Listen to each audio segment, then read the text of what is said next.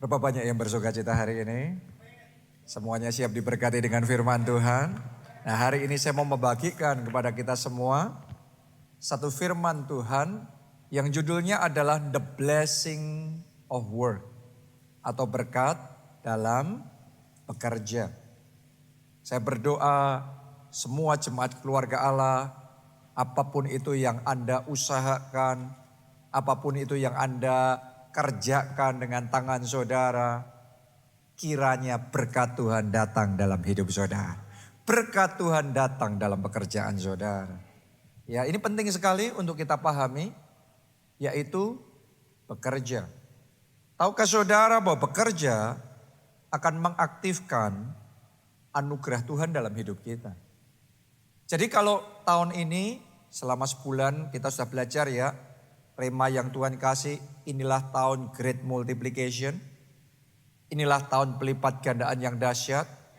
Saya berdoa Anda semua terima anugerah Tuhan yang memungkinkan untuk Anda mengalami pelipat gandaan dahsyat tahun ini. Tapi saudara harus menyadari begini, sekalipun saudara sudah menerima anugerah untuk berlipat ganda, anugerah untuk mengalami Great Multiplication, kita harus sadar anugerah itu diaktifkan ketika kita bekerja. Banyak orang Kristen kadang-kadang gak paham tentang hal ini. Jadi kita hanya berdoa, kita hanya menunggu, kita hanya pasif dan nothing happen. Kenapa? Karena anugerahnya sudah ada tetapi tidak diaktifkan gara-gara tidak bekerja. Jadi bekerja itu akan mengaktifkan anugerah Tuhan dalam hidup saudara sehingga tahun ini Great Multiplication bisa terjadi di dalam kehidupan saudara. Dan doa saya tahun ini Anda mengalami Great Multiplication dalam pekerjaan, dalam keuangan, dalam penghasilan, dalam omset, dalam karir, dan di dalam setiap area kehidupan saudara. Itu sebabnya kita perlu untuk bekerja. Ya, bekerja memang berdoa penting, tetapi bekerja juga penting. Ada tempat untuk berdoa, ada berkat untuk berdoa. Jangan lupa, ada juga berkat dalam bekerja. Jadi bukan hanya doa yang diberkati Tuhan, tapi kerja juga diberkati oleh Tuhan. Bukan hanya ketika kita berdoa, kita connect sama Tuhan. Tetapi ketika Anda bekerja bersama dengan Tuhan, itu juga cara saudara bisa connect dengan anugerah dan berkat Tuhan. Jadi itu sebabnya saya mau ajak kita semua anak-anak Tuhan. Yes, kita harus bekerja. Boleh katakan amin. Tapi jangan lupa kita juga harus berdoa, kita harus bekerja. Oke. Nah, Anda harus tahu bahwa bekerja itu juga mengaktifkan visi supaya terrealisasi. Siapa mau visi dan impian saudara tahun ini jadi terrealisasi, goal, boleh lambaikan tangan saudara. Anda perlu untuk bekerja. Perlu untuk bekerja. Ya, ini satu hal yang saya kepingin untuk bisa ngegolkan dalam benak kita masing-masing supaya kita itu enggak terbagi ya. Ada golongan yang berdoa saja. Ada golongan yang bekerja saja. Saya ajak saudara semua ngerti, ada tempatnya kita harus berdoa, tapi ada waktunya kita juga harus bekerja. Ya, mari kita baca Kejadian 13 ayat 14 sampai 15. Setelah Lot berpisah daripada Abram, berfirmanlah Tuhan kepada Abram. Nah, ini ketika Tuhan berfirman, pandanglah sekelilingmu dan lihatlah dari tempat engkau berdiri itu ke timur dan barat, utara dan selatan. Sebab seluruh negeri yang kau lihat itu akan kuberikan kepadamu dan kepada keturunanmu untuk selama-lamanya. Perhatikan ini, yang kau lihat itu, ditulis begini, yang kau lihat itu akan kuberikan kepadamu. Jadi visi yang kita lihat menentukan apa yang Tuhan berikan.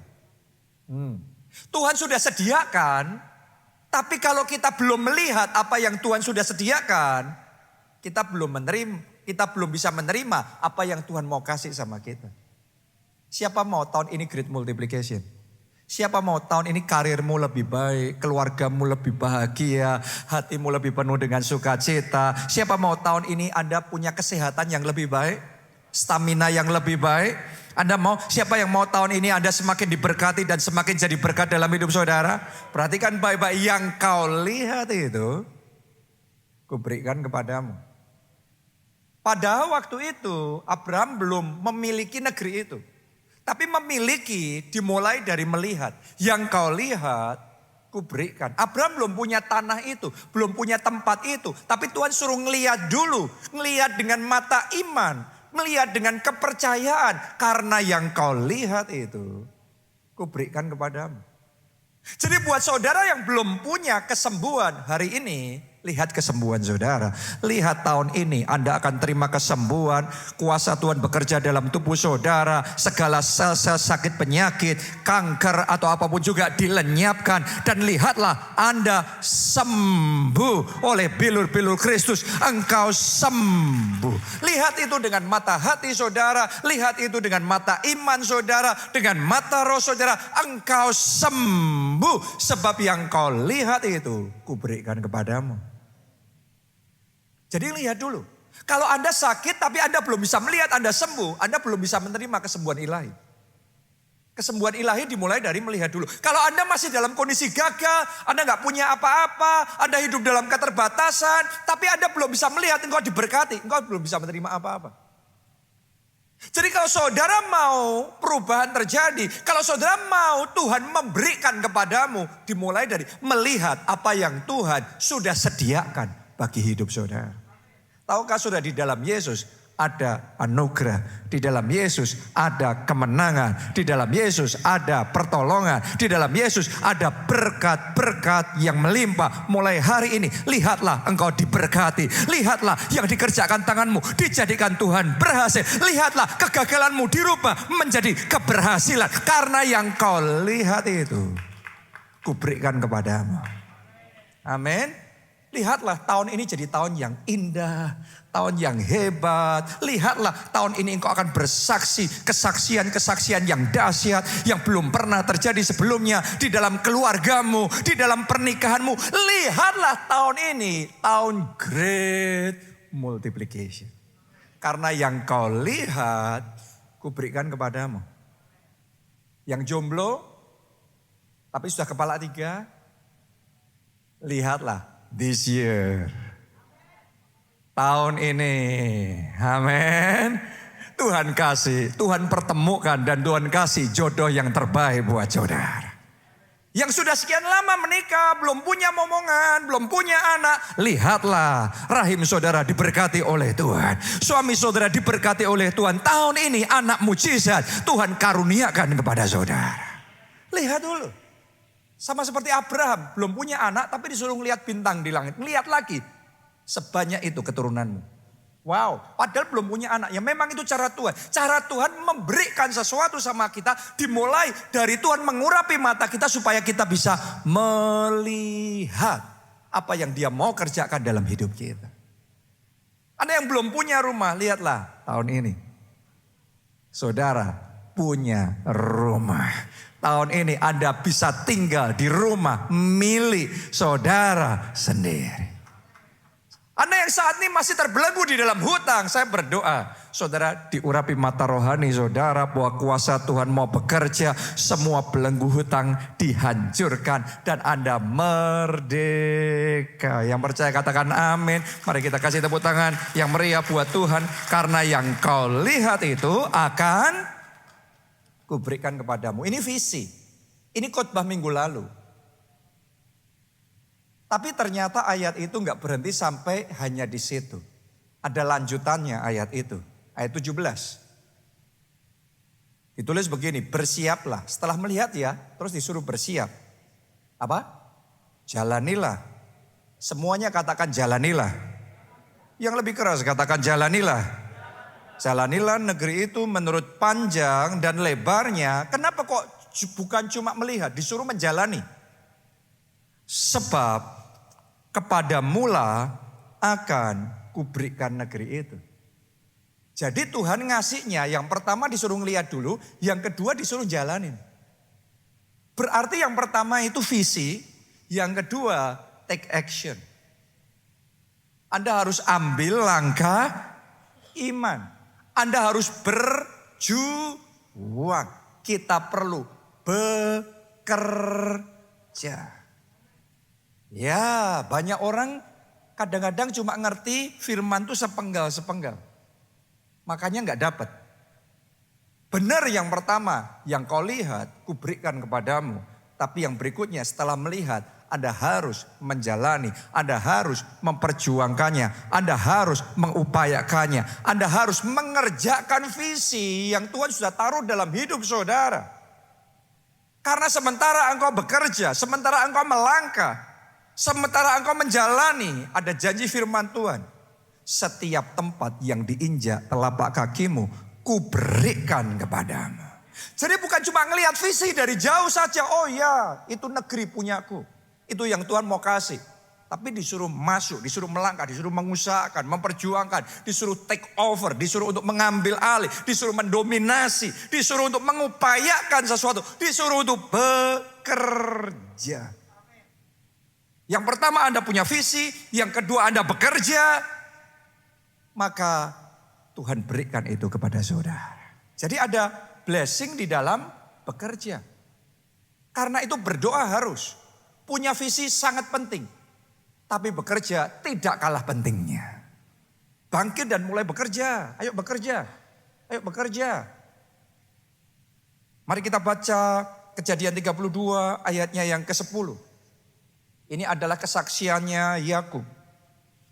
Tulis begini, sekali-kali aku tidak layak untuk menerima segala kasih dan kesetiaan yang engkau tunjukkan kepada hambamu ini. Sebab aku hanya membawa tongkatku ini waktu aku menyeberangi sungai Yordan ini. Tetapi sekarang telah menjadi 2 pasukan. Jadi kesaksiannya adalah waktu dia memulai, dia gak punya apa-apa. Cuma tongkat di tangannya. Tapi waktu dia pulang, dia sudah jadi 2 pasukan. Kiranya kesaksian ini jadi kesaksian di dalam kehidupan saudara. Mungkin ada di antara saudara perantau di kota ini. Anda memulai dari nol, Anda gak punya apa-apa, Anda gak punya siapa-siapa. Bahkan itu mungkin keadaan saudara saat ini. Tapi kiranya berkat great multiplication ini, berkat pelipat gandaan yang dahsyat nih, terjadilah itu di dalam kehidupan saudara. Apa yang saat ini Anda belum mulai, Anda boleh start from nothing, tapi Anda akan owning everything. Bisa ngelihat gak itu? Kalau belum bisa melihat ya memang belum dapat, tapi saya berdoa sementara firman dibagikan, mata rohani saudara bisa melihat apa yang Tuhan mau kerjakan dalam hidup saudara. Akan terjadi pelipat gandaan dahsyat. Apa yang Anda usahakan diberkati oleh Tuhan. Setiap tempat yang Anda injak dengan telapak kaki saudara, Tuhan berikan kepada saudara. Akan ada kemenangan, ada terobosan, ada lompatan-lompatan besar terjadi dalam kehidupan. Amin. Tepuk tangan dong yang paling meriah buat Tuhan kita. Haleluya. Pertanyaannya, kok bisa Yakub mengalami yang seperti itu? Kok bisa Yakub memulai dari no, from nobody becoming somebody? Sebenarnya sederhana. Salah satu rahasianya yang sangat penting adalah dia mengupgrade mentalitasnya dalam bekerja. Semua orang bekerja, tapi tidak semua orang bekerja di level yang sama. Karena level orang bekerja itu beda-beda. Mari kita ngelihat perubahannya Yakub. Kejadian 25 ayat yang ke-27. Lalu bertambah besarlah kedua anak itu. Dari kecil jadi besar. Esau dan Yakub, kakak adik ini. Esau menjadi seorang yang pandai berburu. Seorang yang suka tinggal di padang. Tetapi Yakub, perhatikan. Yakub adalah seorang yang tenang. Yang suka tinggal di kemah. Ya sudah, pokok anak rumahan, di kamar terus, gak terlalu banyak ngapa-ngapain. Tapi mari kita lihat perubahan seperti apa yang dia lakukan dalam mentalitas bekerjanya. Kejadian 30, lompat 5 pasal ya. Kejadian 30 ayatnya yang ke-26. Berikanlah istri-istriku dan anak-anakku yang menjadi upahku selama aku bekerja kepadamu. Dia ngomong sama mertuanya ini. Supaya aku pulang sebab engkau tahu betapa keras aku bekerja padamu. Dari anak rumahan, dari anak manja, sekarang jadi pekerja keras. Betapa keras aku bekerja. Ini seorang workaholic. Bukan orang yang kerja. Semua orang bekerja. Semua orang di kantor saudara bekerja. Tapi hanya orang-orang tertentu yang kerja kerasnya segila itu. Jangan heran, pelipat gandaannya juga segila itu. Tidak semua orang yang bekerja akan mengalami pelipat gandaan dahsyat. Butuh pekerja keras untuk mengaktifkan anugerah Tuhan. Sehingga pelipat gandaan dahsyat bisa terjadi. Saya berdoa mulai hari ini sama seperti Yakub, mengupgrade mentalitasnya. Tadinya orang itu saudaraku ya, sama seperti kayak kita naik mobil ya. Naik mobil itu kita kalau injak gas, naik dari 0 jadi 10. Naik lagi 20, 30, 40, 50, terus 100 bahkan. Perlu diinjak gas yang lebih dalam. Sama halnya bekerja. Saudara boleh bekerja, tapi speednya beda. Levelnya beda. Kapasitasnya beda. Yakub ini ngalami pelipat ganda dahsyat. Dia memulai dengan hanya tongkat di tangannya. Tapi dia pulang dengan kepenuhan blessing yang luar biasa dari Tuhan. Ternyata salah satu faktornya. Karena ketika dia bekerja, dia diberkati oleh Tuhan. Jadi kalau selama ini kita cuma bekerja biasa, jangan berharap pelipat gandaan dahsyat. Pelipat gandaan dahsyat Rema tahun ini itu untuk orang-orang pekerja keras. Jadi kalau saudara cuma berharap nunggu amin pelipat gandaan dahsyat harus nunggu. Seperti Yakub waktu itu di rumah dan gak ngapa-ngapain, pasif. Jangan harap tahun ini Anda akan punya kesaksian. Tapi kalau saudara mau terima firman Tuhan ini dan Anda bangkit tahun ini, Tuhan aku mau meresponi. Tahun ini aku mau bekerja. Aku mau bekerja dengan segenap hati. Aku seperti Daud juga pekerja keras. Lihatlah anugerah Tuhan akan diaktifkan. Dan tahun ini akan terjadi pelipat gandaan yang dahsyat. Akan ada terobosan, akan ada ekspansi, akan ada lompatan-lompatan besar yang terjadi di dalam kehidupan saudara. Boleh katakan amin. Kita kasih tepuk tangan yang meriah buat Tuhan kita. Amin. Jadi upgrade mentalitas di dalam bekerja. Ini dari minggu ke minggu saya sedang membagikan kepada kita semua bagaimana tahun ini kita benar-benar ngalami great multiplication. Supaya itu bukan cuma jadi rema saja, tapi itu jadi kesaksianmu secara pribadi. Mari bekerja keras. Kalau saudara mau mengalami great multiplication di dalam kesehatan, mau menikmati kesehatan yang lebih baik tahun ini. Ada momennya Anda berdoa, tapi ada momennya Anda mengerjakan kesehatanmu. Untuk sehat itu perlu kerja loh. Olahraga kan saya kerja. Ngerubah gaya hidup kan kerja juga. Emangnya gampang? Ngerubah gaya hidup yang gak sehat jadi sehat.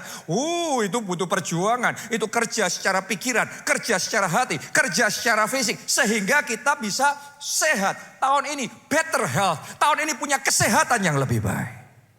Butuh kerja. Untuk Anda menikmati pernikahan yang lebih bahagia. Keluarga yang harmonis, bahagia. Butuh kerja juga. Bukan cuma nunggu tiba-tiba pernikahanku bahagia sendiri. Butuh kerja, butuh ngerubah kebiasaan kita, butuh mengupayakan perkataan kita ini bisa dirubah. Butuh ini, butuh itu, butuh men-setting supaya atmosfer di keluarga jadi baik. Itu semua adalah bekerja. Untuk saudara maju di dalam pelayanan, Anda harus bekerja. Perlu mengerjakan keselamatan saudara. Perlu mengerjakan buah-buah roh saudara. Perlu mengerjakan kelompok sel saudara. Itu harus bekerja. Ya untuk tempat ini bisa penuh dengan jiwa-jiwa yang dipertobatkan dan diselamatkan. Saya berdoa semua tim ibadah yang ada mesti bekerja keras, berjuang. Semua jemaat yang ada mesti bangkit untuk bersaksi, untuk selamatkan jiwa. Sehingga banyak orang dipertobatkan dan diselamatkan. Kita butuh bekerja. Di area apapun itu. Di area pekerjaan, di area bisnis saudara, Anda harus bekerja. Improve, upgrade cara saudara bekerja. Sekarang saya mau bagikan 5 dimensi bekerja yang menghasilkan pelipat gandaan dahsyat. Yang pertama, kerja tekun. Semuanya katakan kerja tekun. Lebih keras katakan saya harus kerja tekun.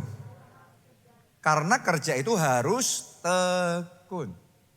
Pelipat gandaan dahsyat terjadi hanya kepada mereka yang kerja tekun. Mari kita baca Rut 2 ayat 5 sampai 7. Seperti apa itu kerja tekun? Lalu kata Boas kepada bujangnya yang mengawasi penyapit-penyapit itu, dari manakah perempuan ini? Maksudnya Rut. Ayat 6, bujang yang mengawasi penyapit-penyapit itu menjawab, dia adalah seorang perempuan Moab, dia pulang bersama-sama dengan Naomi dari daerah Moab. Berarti di tempat itu dia orang asing, betul apa tidak? Di tempat itu dia orang baru, betul apa tidak? Dia seorang perantau dan dia perantau miskin. Dia seorang janda yang tadinya nyonya besar tetapi jatuh miskin, gak punya apa-apa. Ini bankrupt, mengalami kebangkrutan, habis, gak punya apa-apa. Nah banyak orang ketika mengalami kebangkrutan terus kemudian minder, malah gak berani ketemu siapa-siapa, gak berani ngelakuin apa-apa, gengsi, ngerjain apa-apa dan gak pernah bangkit. Tapi hebatnya Rut ini, sekalipun dia ngalami semua kendala itu, dia tidak putus asa dalam hidupnya. Dia tetap bangkit dan dia mulai bekerja. Saya mau tantang saudara, dalam kondisi terpuruk seperti apapun, dalam pekerjaan saudara, dalam keluarga dan di dalam keuangan saudara, jangan malu. Hari ini saya ajak saudara, ayo bangkit kembali dan berjuang kembali. Karena Tuhan bisa merubah kehidupan kita. Orang itu bisa dari atas turun ke bawah. Jangan lupa orang bisa dari bawah juga melompat naik ke atas. Jadi jangan putus asa dengan hidupmu. Belajar dari Rut. Mari kita lanjutkan pembacaan ini. Ayat yang ke-7. Tadi ia berkata, Rut berkata, izinkanlah kiranya aku memungut dan mengumpulkan jelai dari antara berkas-berkas jelai ini di belakang penyapit-penyapit. Dia minta dikasih kesempatan untuk bisa bekerja. Begitulah ia datang dan perhatikan, lihat ini mentalitasnya Rut dalam bekerja. Dan terus sibuk, semuanya katakan terus sibuk. Lebih keras lagi katakan terus sibuk. Dari pagi. Dari pagi, Bapak Ibu sekalian, bukan siang baru berangkat. Dari pagi sampai sekarang, sampai gelap, sampai malam. Dan apa itu? Ayo baca bersama-sama. Dan apa? Seketika pun ia tidak berhenti. Saya mau tanya sama saudara. Coba evaluasi diri masing-masing. Bandingkan sama Rut. Rut kerja dari pagi sampai malam. Saudara kerjanya dari apa sampai apa? Terus gini, Rut kerja pagi sampai malam, ditulis begini, Alkitab yang mencatat, seketika pun ia tidak berhenti. Banyak orang bisa kerja dari pagi sampai malam, tapi pausnya sering sekali. Pausnya banyak sekali, capek. Refreshing dulu, main games dulu, nonton dulu. Saya mau ngomong sama saudara, di situ kelas bekerja orang itu berbeda. Kapasitas kerja itu yang akan membedakan pelipat gandaan dahsyat yang terjadi dalam kehidupan seseorang. Rut, kalau dia ngalami pelipat gandaan dahsyat, orang cuma ngomong, oh dia diberkati Tuhan. Berkat datang sama orang yang rajin. Berkat datang sama orang yang tekun. Pelipat gandaan yang terjadi tahun ini akan terjadi kepada anak-anak Tuhan yang bekerja dengan tekun. Doa saya jemaat keluarga Allah, saudara-saudara semuanya adalah orang-orang yang bekerja dengan tekun. Katakan amin, tepuk tangannya boleh yang paling meriah buat Tuhan kita. Rut seketika pun tidak berhenti. Dari pagi sampai malam seperti itu dia bekerja. Itu mentalitasnya.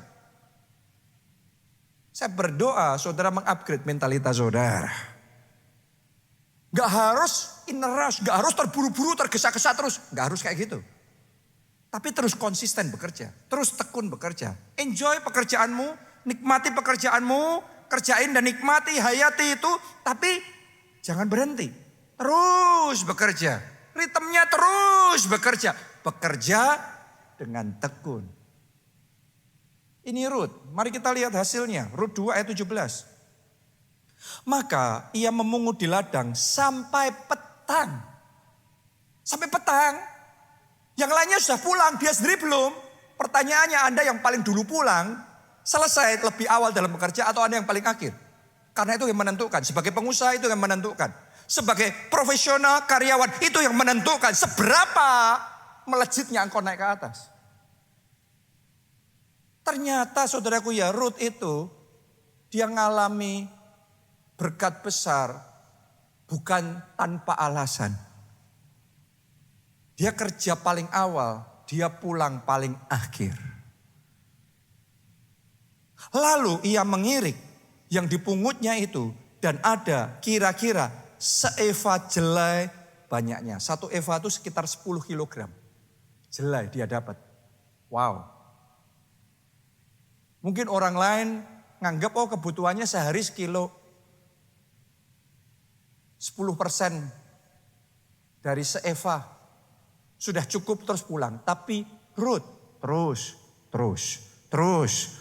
Anda bayangin kalau kebutuhannya cuma sekilo tapi dapatnya 10 kilo. Dia savingnya 9 kilo.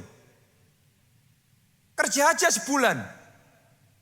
Sudah berapa jauh dia meninggalkan semua orang yang lain. Pelipat gandaannya dahsyat jauh lebih daripada yang lain. Yang lain selalu habis, kenapa? Karena sekilo dimakan sehari. Tapi Rut kerja berlipat kali ganda. Lihat saudaraku, Rut kerja tekun. Awalnya Boas itu gak tertarik karena kecantikannya Rut. Awalnya Boas itu terkesan dengan sifatnya Rut. Mentalitasnya Rut. Dan setelah itu dia jatuh hati sama Rut. Setelah itu dia nikahin Rut. Saya mau ngomong begini sama saudara. Rut cantik pun. Tapi kalau males. Tapi kalau sifatnya jelek. Paling Boas cuma ngelirik sebentar, setelah itu bye-bye. Tapi karena Rut seorang pekerja keras, dia orang yang tekun. Boas ngerti kalau married sama yang ini akan ada value added, akan ada nilai tambah di dalam kehidupannya. Dan karena itu Rut berubah dalam sekejap statusnya jadi nyonya besar lagi. Jadi istri konglomerat, orang terkaya pada masa itu di tempat itu. Ternyata segala mujizat, keberuntungan, hal yang baik datang kepada pekerja keras. Jadi hari ini saya tantang saudara, bangkit, kerja keras. Kerja keras, kerja keras, kerja tekun, kerja tekun, kerja tekun. Tepuk tangan yang paling meriah buat Tuhan kita. Haleluya. Yang kedua, kerja di atas rata-rata. Bukan kerja sama seperti teman saudara. Teman kantor, sesama pengusaha yang lain. Kerja di atasnya, kerja superior. Semuanya katakan kerja superior. Harus gitu. Untuk melipat gandaan dahsyat, harus superior. Kita baca Daud ya. Di 1 Samuel 18 ayat 25 sampai 27. Kemudian berkatalah Saul, beginilah kamu katakan kepada Daud. Raja tidak menghendaki mas kawin. Selain dari 100 kulit katan orang Filistin. Sebagai pembalasan kepada musuh raja. Saul bermaksud untuk menjatuhkan Daud dengan perantaraan orang Filistin. Ini politik ini. Ya, jadi di satu sisi Raja Saul nawarin Daud mau jadi menantuku enggak. Tapi di sisi yang lain dia minta mas kawinnya 100 kulit katan orang Filistin. Karena dia tahu ini akan bakal celaka nih nanti. Jahat saudaraku ya. Tapi lihat. Seperti apa respon Daud? Ayat 26. Ketika para pegawainya memberitahukan perkataan itu kepada Daud, maka setujulah Daud menjadi menantu raja. Lihat saudaraku, kalimat berikutnya ini penting buat saudara yang mau great multiplication. Cara kerjanya Daud kayak gini nih. Cara kerjanya dia jadi raja paling hebat itu kayak gini nih. Bukan cuma dia suka main gitar, terus kemudian nyanyi-nyanyi, terus tiba-tiba jadi raja. Bukan saudaraku ya. Tapi dia punya cara kerja yang berbeda dengan orang lain. Lihat ini. Waktunya belum genap. Waktunya belum genap. Artinya deadline-nya belum nyampe. Tetapi Daud sudah bersiap. Ia pergi dengan orang-orangnya dan menewaskan dari orang Filistin itu. Berapa? 200 orang serta membawa kulit katan mereka. Dan dalam jumlah yang genap diberikan mereka semuanya itu kepada raja. Supaya Daud menjadi menantu raja. Kemudian Saul memberikan Mikal anaknya kepadanya menjadi istrinya. Wow. Jadi Daud ini nyelesain pekerjaannya sebelum deadline-nya. Dan caranya menyelesaikan double dari yang diminta. Itu cara kerja. Itu mentalitas orang kerja itu kayak gitu. Banyak orang kalau janji besok Senin selesai. Senin ditagih pun, kalau nggak ditagih diem aja. Ditagih pun, belum selesai, lah ini gini, itu gitu. Kalau alasan nggak akan habis. Alasan tuh nggak akan pernah habis. Saudara silakan terus membuat alasan dan berkatmu terus tertunda. Gak apa-apa silahkan, karena itu pilihan dalam hidup. Kalau kita terus membuat alasan dan alasan, kita terus akan menunda berkat kita sendiri. Tapi Daud sebelum deadline-nya datang, dia sudah selesai. Itu mentalitas loh. Ya. Anda selama ini bekerja, coba teliti. Kerjanya sebelum deadline selesai, Anda sudah finish, atau selalu mundur-mundur. Karena itu menentukan level berkatmu. Gak ada orang yang terima great multiplication dengan menunda-nunda. Yang ada orang yang pengecualian adalah orang yang kerjanya sebelum deadline selesai. Kerjaannya sudah selesai. Bahkan hebatnya Daud, sebelum deadline selesai, kerjaannya selesai. Double porsi. Ini kerja extra mile. Saya mau tantang saudara, sebelum deadline-nya selesai, Anda kerja sudah selesai dan selesainya dengan excellent, selesainya lebih dari yang diharapkan. Lah susah Pak, nggak mungkin. Itu Saul yang setting standarnya karena mau mencelakakan Daud, tapi Daud gandakan upayanya, dia bangun timnya, dia lakukan ini itu, dia pastikan bukan hanya itu selesai, tapi double. Kalau cerita kesulitan semua orang sama ngalami kesulitan. Bukan cuma saudara ngalami kesulitan. Jangan manja. Jangan manja. Jangan naif. Ayo sadar. Ayo bangun dari tidur kita.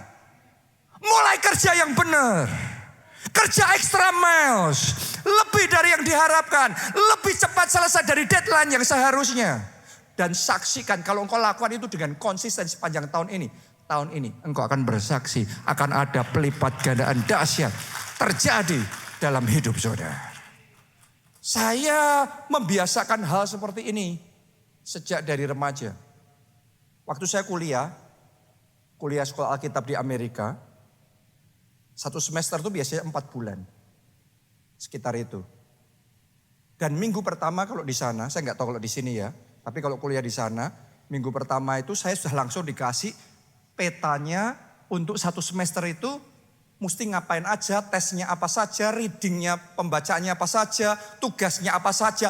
Semuanya sudah dikasih di depan, jadi kita ngerti apa yang harus kita lakukan sepanjang 4 bulan itu. Buat orang lain, teman-teman saya yang lain, terima itu ya sudah. Mereka happy karena masih awal semester, masih belum waktunya, masih slow. Tapi buat saya, begitu nerima itu, saya langsung kerja setiap hari, siang dan malam, untuk nyelesain semua yang sudah dijelaskan Apa yang harus dilakukan 1 semester itu, 4 bulan itu. Saya kerjakan tiap hari siang malam. Dan 1 bulan selesai. Sementara teman-teman saya yang lain kalau deadline ngumpulin tugasnya hari ini. Maka kemarin malam mereka baru kebingungan. Wah gimana ini, wah panik. Nunggu sampai di tanggal terakhir, waktu terakhir, last minute. Gimana caranya bisa nyelesain? Sampai tergesa-gesa. Tapi saya nggak pernah tergesa-gesa, saya selalu rileks dan santai. Karena saya sudah selesaikan jauh hari. Dan saya selesai 3 bulan itu, saya cuma tinggal perlu datang di kelas sebagai syarat aja.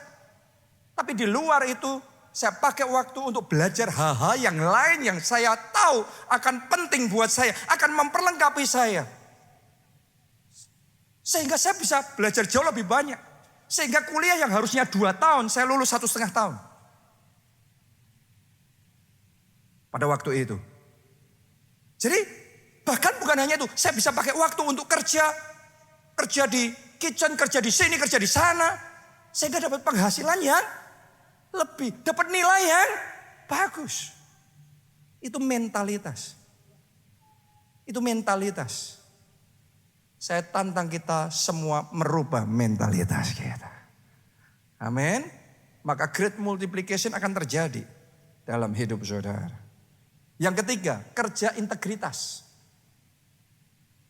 Karena untuk maju dibutuhkan integritas. Ini berlawanan dengan kepercayaan sebagian orang, apalagi orang dunia. Kalau jujur, ajur. Saya bacakan buat saudara Amsal 14 ayat 11. Rumah orang fasik akan musnah. Jadi yang ajur, yang musnah itu fasik. Kalau fasik nanti jadinya musnah. Tapi lihat, tetapi kemah orang jujur akan mekar. Tahun ini Anda mekar, pekerjaanmu mekar, karirmu mekar, keuanganmu mekar, semua yang dikerjakan tangan saudara mekar. Boleh katakan amin. Kita kasih tepuk tangan yang paling meriah buat Tuhan kita. Butuh yang namanya kejujuran. Butuh kerja integritas. Ini yang dilakukan oleh Daniel. Kita baca Daniel 6 ayat 4-5. Maka Daniel ini melebihi para pejabat tinggi dan para wakil raja itu. Karena ia mempunyai roh yang luar biasa. Dan raja bermaksud untuk menempatkannya atas seluruh kerajaannya. Karena Daniel ini sharp, Daniel ini penuh urapan. Karismanya hebat sekali, skillnya mumpuni sekali, dia tajam sekali. Dia bisa breakthrough, dia bisa berprestasi, dia diangkat melampaui semua orang yang lain. Tapi Anda harus tahu, kalau saudara naik melampaui semua orang yang lain, Anda jadi musuhnya semua orang. Dan ketika Anda jadi musuhnya semua orang, Anda akan dicari mana lubangnya, mana celahnya yang bisa digebuk, yang bisa dihabisin untuk menjatuhkan saudara. Mari kita lihat apa yang dialami oleh Daniel. Ayat 5, kemudian para pejabat tinggi dan wakil raja itu mencari alasan dakwaan terhadap Daniel dalam hal pemerintahan. Tetapi mereka tidak mendapat alasan apapun atau sesuatu kesalahan sebab ia setia. Dan tidak ada didapati sesuatu kelalaian atau sesuatu kesalahan padanya. Lihat nih saudaraku, segitu integritasnya Daniel. Jadi kalau kita baca ya, wah Daniel dijagai Tuhan. Itu raja-rajanya ganti sampai 3-4 kali, tapi Daniel tetap sebagai perdana menteri, sebagai wakil raja, dia top, dia kokoh. Karena Tuhan yang mengokohkan, benar Tuhan yang mengokohkan. Tetapi Daniel harus kerjasama dengan Tuhan, yaitu jaga integritas. Banyak orang gak jaga integritas, tapi mintanya Tuhan yang mengokohkan. Gak bisa. Mesti integritas. Daniel jaga. Gak ada kesalahan apapun, benar apa tidak? Bahkan tidak ada kelalaian apapun. Bukan cuma gak ada dosa, tapi gak ada kelalaian apapun. Dia pastiin rapat semuanya. pekerjaannya, hidupnya solid semuanya. Musuhnya mau nembak dia, cari gara-gara untuk bisa jatuhin dia. Tidak bisa. Itu orang yang akan mengalami from glory to glory. From glory to glory. From glory to glory. Mau dijegal nggak bisa. Karena kerja integritas. Ketika Anda jaga hidupmu seperti itu, engkau dapat kepercayaan. Kepercayaan itu mahal loh saudaraku ya. Anda dapat kepercayaan, orang lain gak bisa, Anda bisa. Gembala kita dulu sebelum jadi gembala sidang ada seorang pengusaha. Berapa waktu yang lalu saya ketemu sama seseorang yang cerita pada zaman itu. Sama-sama orang datang untuk pinjam uang. Kalau yang datang, yang lainnya, partnernya gak dikasih. Tapi kalau yang datang adalah Pak Obaja, pasti dikasih. Kenapa? Orang yakin kalau yang ini bertanggung jawab. Kalau yang ini orangnya jujur, berintegritas. Artinya integritas akan membuat pintu-pintu terbuka saat orang lain tertutup. Orang lain tidak bisa, Anda bisa dengan integritas. Saya berdoa jemaat keluarga Allah adalah orang-orang yang hatinya integritas. Tepuk tangannya yang paling meriah buat Tuhan kita. Yang keempat, kerja tim. Kerja tim, bukan kerja sendiri. Semuanya katakan kerja tim. Ada artikel yang menulis, 1 ekor kuda bisa nanggung beban 3 ton.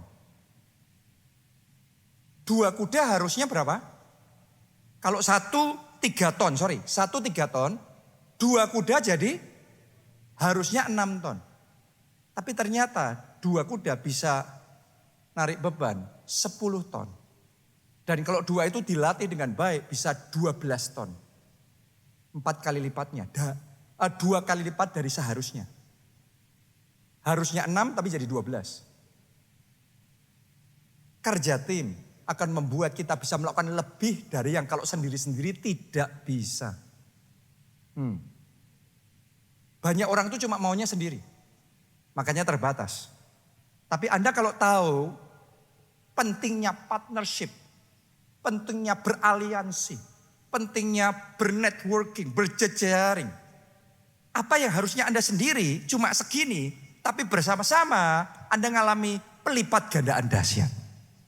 Jadi kalau tahun ini Anda mau ngalami pelipat gandaan dahsyat, mulai buka diri saudara untuk kerja tim. Bukan semuanya sendiri, tapi butuh kerja tim. Dan kualitas pelipat gandaan dahsyat yang kau alami ditentukan dengan kualitas tim yang Anda punya. Karena itu carilah tim yang berkualitas. Orang-orang yang berkualitas dan bekerjalah bersama dengan orang-orang yang di level itu. Paling susah tuh kerja sama orang yang gak becus. Anda kerja tim sama orang gak becus, Anda cuma pusing sendiri. Bukannya membantu malah ngerepotin saudara. Oke, karena semua serba tidak beres. Tapi saudara bisa beraliansi, bisa bernetworking, kerjasama dengan orang yang berkualitas, maka bersama-sama kita akan melakukan yang jauh lebih banyak pelipat gandaan dahsyat daripada kalau kita ngerjain hanya sendirian.